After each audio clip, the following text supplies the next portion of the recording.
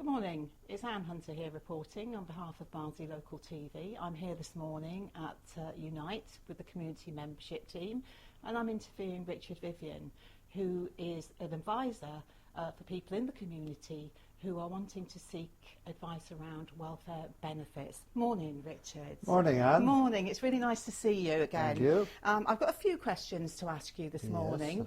No problem. Really mainly about the good work that Unite do Yes. with the people out in Barnsley there that might be struggling. Thank you. So if you're happy, I'll ask you questions and we'll go ahead. Fire away, Anne. Okay, so can you tell me a bit, what is Unite and what does it do in terms of community support around welfare rights? Well, Unite the Union is, of course, a big union.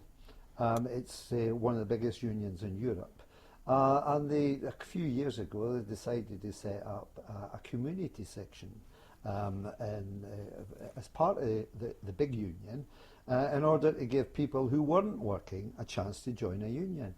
And that involves students, housewives, if you like, retired people, and people who are out of work for one reason or another. So they've came into our huge union, and here in Barnsley we've set up a union, Unite Community Support Centre, in order to let them come in and join the union, but also to get help and all the benefits that a normal union member who is working can get. Excellent. So what sort of benefit advice do you offer, Richard, as that package? Well, we offer the full range because of my experience working in the welfare rights team in the council. I'm a fully trained up benefits advisor.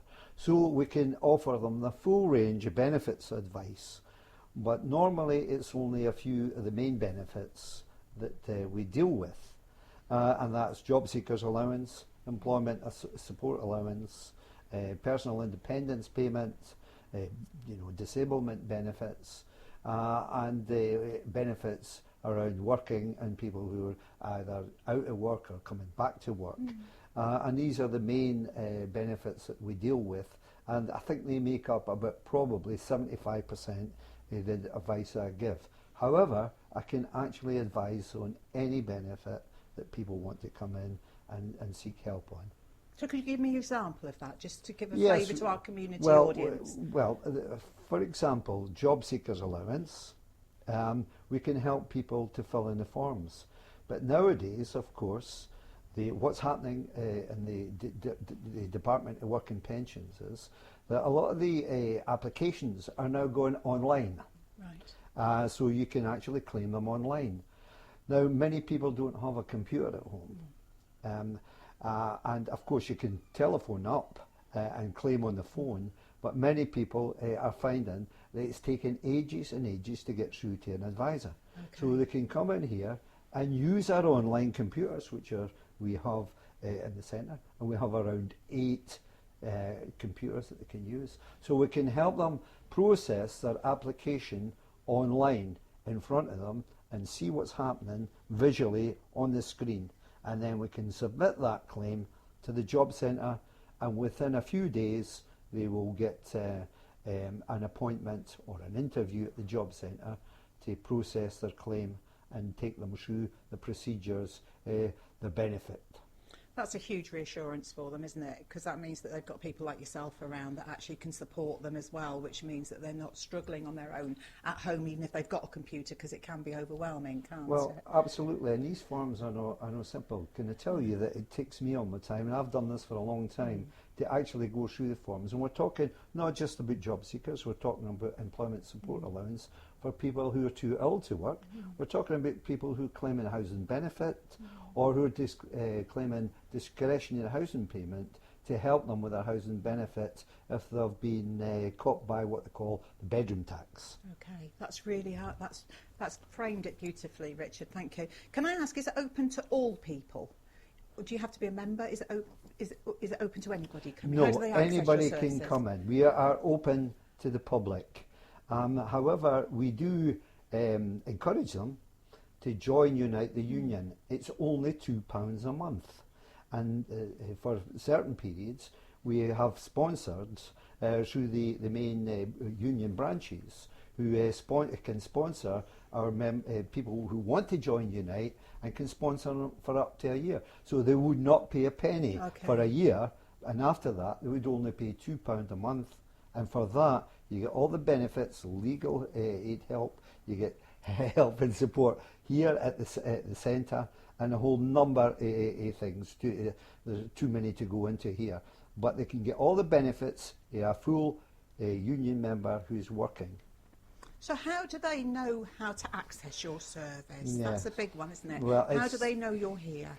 It's the old problem about how do we get the message out. Well, of course, Unite being a good union, a big union, and a good one, we have the resources to do leafleting and the housing estates, which we do. We use our volunteers to do that. We can get adverts in the paper. We have our signs outside, and we have our Facebook pages, our social media that we can contact people, and of course word of mouth. The message gets round here. Barnsley being a small town, but everybody knows everybody. It's a super friendly place. The message gets round, and people can come in.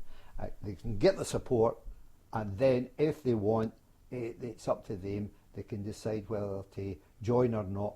But support is not conditional.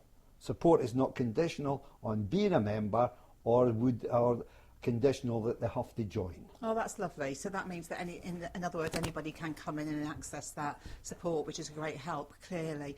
You just talked about your volunteers. Can people volunteer once they've been through a process, or can anybody come and volunteer, or do they have to have welfare rights experience, for instance, to do that? Well, it's not just welfare rights, of course. We do computer classes on for people who want to learn English or want to brush up on some of the qualifications that they've had previously. So anybody can offer to volunteer, and we do have referrals for the volunteer bureaus and the charitable organisations that we have a partnership with. So it's up to them. They come in and we tell them, we ask them what their skills are, and if these skills can lend a hand into what we're trying to do at the centre, we take them on. For example, we have 5 volunteers now. We have 2 volunteers who do the computer training. We have another volunteer who helps me with admin work on the welfare benefits. And we have a language volunteer who helps the migrants who are coming in for help. And he can speak a few languages to help us with coping with their advice and the information and the support that we can help to them. So that is, but there is no limit to the volunteers. So we welcome people who have got skills in the community and skills on advice work. I could certainly do a lot of help because I'm very busy. But of course, welfare rights is a skilled and quite a. It takes a lot to be a welfare rights advisor, but we can train people up, and if anybody wants to come in and shadow me, then they can do so. So please, if there's anybody out there, come in who wants to get involved in welfare rights, come in and help me, because I can't go on forever. That's brilliant, and that's a brilliant advert for people to get involved and actually get skilled up themselves. Richard, in the point where people are looking for experience, that's a lovely opportunity for people that you're offering there. What I'd like you to ask you, just a final question really, yeah.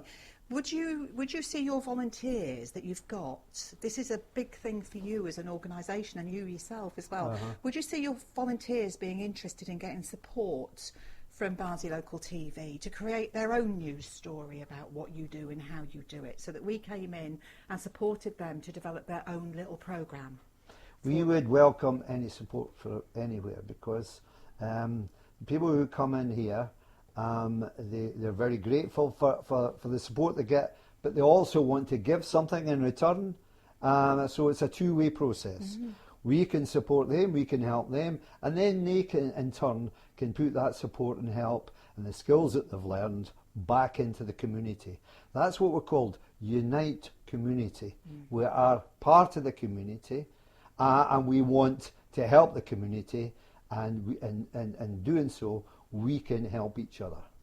I think we should end it there, and I think I'd like to say we'd like to reciprocate on behalf of Barnsley Local TV, and like to thank you, because what you've done has helped us as well.